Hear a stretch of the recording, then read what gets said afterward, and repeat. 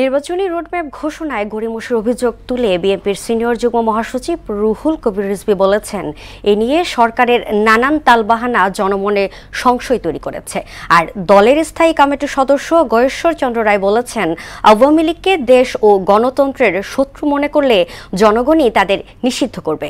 রাজধানীতে আলাদা অনুষ্ঠানে তারা এসব কথা বলেন। বিস্তারিত তানজিদ ভুইয়ার প্রতিবেদনে।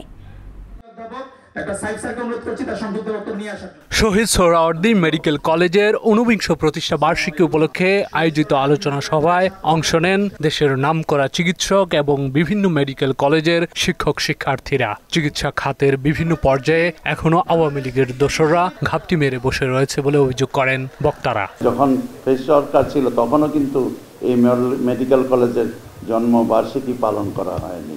গণতন্ত্র আর জনগণের স্বার্থে দ্রুত জাতীয় নির্বাচন দেওয়ার আহ্বান জানান বিএনপির স্বাস্থ্য বিষয়ক সম্পাদক ডাক্তার রফিকুল ইসলাম।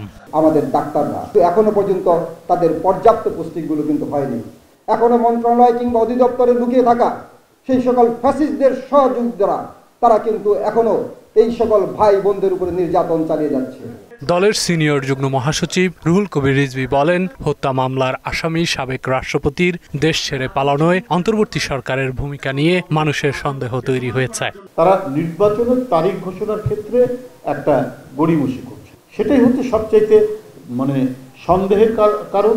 পরিস্থিতি এবং পরিণতিগুলো দেখছি যে রাষ্ট্রপতি চলে যাচ্ছেন এয়ারপোর্ট থেকে, অথচ সরকারের বিভিন্ন বাহিনী তারা কেউ কিছু জানে না। বিএনপি তো গণতন্ত্রের প্রশ্নে একবারে 2008 সাল থেকে তাদের দোসর থেকে টানা নিরবচ্ছিন্নভাবে গণতন্ত্রের দাবি করে এসছে, মার খেয়েছে, গুম হয়েছে, বিচার বহির্ভূত হত্যার শিকার হয়েছে।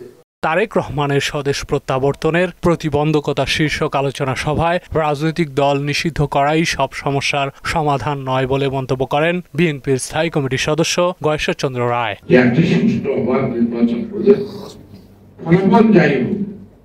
জনগণ স্বস্তির সাথে ভর্তি তার মালিকানা ফেরত পাবে।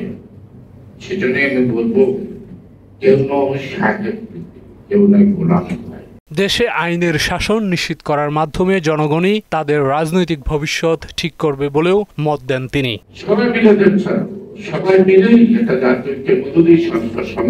তানজিদ ভুইয়া, মোহনা সংবাদ, ঢাকা।